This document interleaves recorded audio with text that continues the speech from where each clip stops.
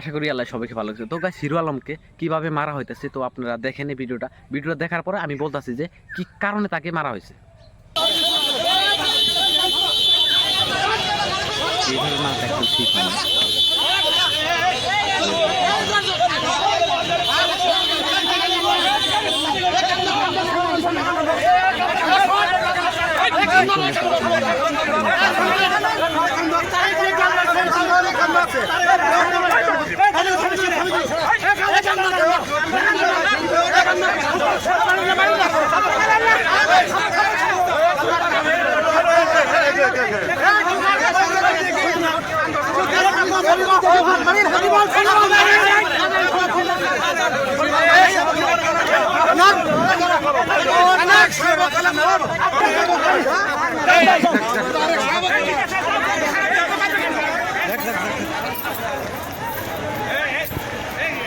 তোমাদের কারা কিছু না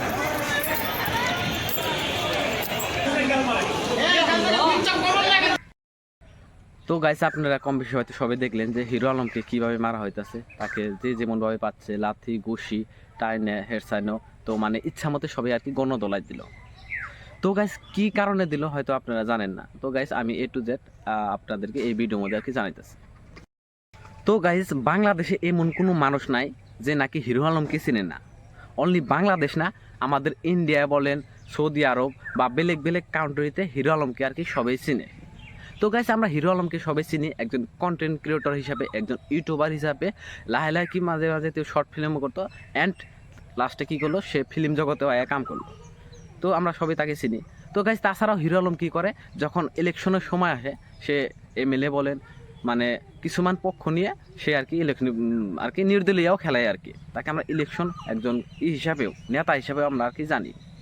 তো গাইস হঠাৎ করে কেন হিরো আলমকে রাইজে মিলে গণদোলাই দিল?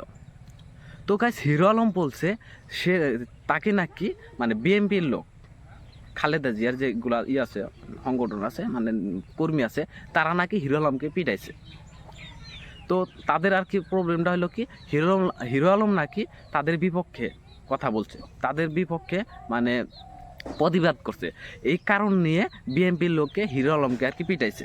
কাছে এটা আমার কথা না, এটা আর কি হিরো আলমের কথা। হিরো আলম বলছে যে আমি আগে কখনো কারো বিপক্ষে কথা বলি নাই বা আজকেও আমি বলি নাই, বিএনপির লোক বা যে কোনো দলের বিপক্ষে বা কোনো আমি প্রতিবাদ করি নাই। তারপরেও আমাকে কেন রাইজের মাঝখানে সবার সামনে গণদোলাই দিল, কানে ধরে উঠবস করাইলো, তারপরে বহুত আমাকে আর কি যে যেমনভাবে পারছে সেমন করে মারলো। তো হিরো আলমের কথা হলো যে সে আর কি মামলা করবে, তার মানে উচিত বিচার চায়, এটা আর কি হিরো আলমের কথা। তো গাইস এবার আসি আপনাদের কথা নিয়ে। তো গাইস যে যাই না বলুক, তো আপনারা তো হয়তো কম বেশি সবাই হিরো আলমকে চিনেন যে হিরো আলম মানুষটা কেমন। যখন গরিব মানুষের বিপদ হয়, এই কয়দিন আগে যে বাংলাদেশে বানপানি হয়ে গেল, ছাত্র আন্দোলন হয়ে গেল, সবার পাশে বাংলাদেশের হিরো আলম আসিল।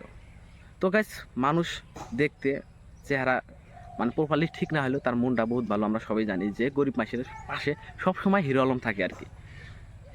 বড় সেলিব্রিটি না থাকলেও বাংলাদেশের হিরো আলম আর কি থাকে, গরিবের হিরো। তো গাইস মানে যখন সে মানুষ প্রবলেম পড়ে তাকে টাকা পয়সা তারপরে কিছু মানে বস্তু দেওয়া হলে হিরো আলম হেল্প করে। তো গাইস এবার আপনাদের মতবাদ, আপনাদের মতে হিরো আলম কেমন, আপনারা আপনাদেরকে মানে ফিউচারে বা ভবিষ্যতে হিরো আলম কাজে আসবে না নাই, বা যেগুলা দিন পার হয়ে গেছে সেগুলা দিনে হিরো আলম আপনাদের পাশে আসিল না নাই। তো আপনাদের কমেন্ট আর কি মতামত জানিয়ে দেন যে হিরো আলম অ্যাকচুয়ালি ভালো নাকি খারাপ। যদি আপনাদের মতামত হয় বা আপনারা জানেন, আমি জানি যে না হিরো আলম আমার কাছে ঠিক আছে, একটা গরিব মানুষের পাশে সবসময় হিরো আলম থাকে। তো গাইস আপনারা কমেন্ট করে জানান যে হিরো আলম আপনাদের কাছে কেমন।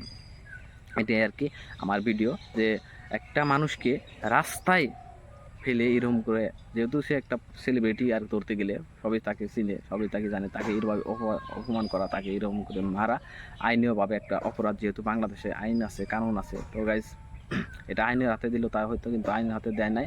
তো হিরো আলম ভাই আপনি এখন এটার জন্য উচিত করেন, মামলা টামলা করেন।